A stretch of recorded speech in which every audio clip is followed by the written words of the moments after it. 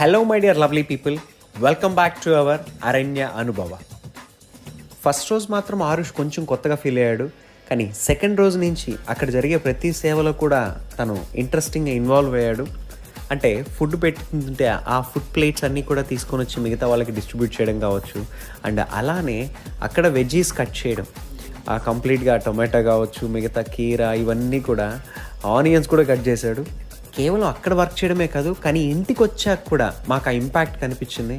ఎందుకంటే ఒకరోజు మధ్యాహ్నం నేను కూర్చొని ఫోన్ లో వర్క్ చేస్తూ టీవీ చూస్తూ ఉంటే, నాన్న ఏదైనా ఉంటే తినడానికి ఉంటే తీసుకురారా అంటే వెళ్ళి మరి అక్కడ జామకాయ ఉంటే తీసుకొని దాన్ని కట్ చేసుకొని మళ్ళీ ఉప్పు కారం కలుపుకొని మరీ తీసుకొచ్చాడు. అండ్ అలానే రీసెంట్గా మళ్ళీ వాళ్ళ అమ్మకి ఆ వెజ్జీస్లో కూడా నేను కట్ చేస్తాను అని చెప్పి వెజ్జీస్ కూడా కొన్ని కట్ చేసి ఇచ్చాడు. ఆ చేంజ్ అయితే నాకైతే బాగా కనిపించింది. ఈరోజు పిల్లల బిహేవియర్లో చేసే చిన్న